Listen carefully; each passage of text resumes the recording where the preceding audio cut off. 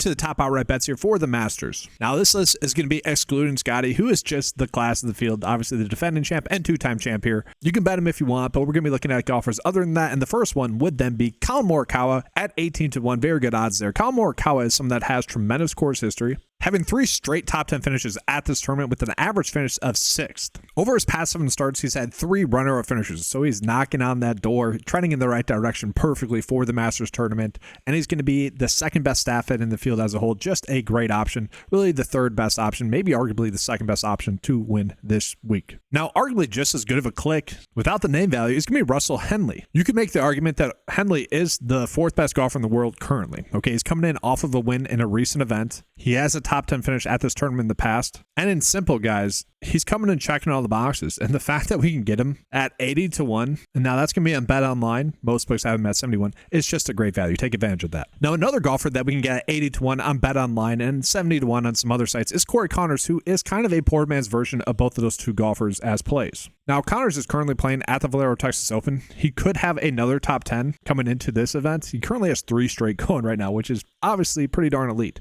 He also has 3 top 10 finishes at this tournament throughout his career.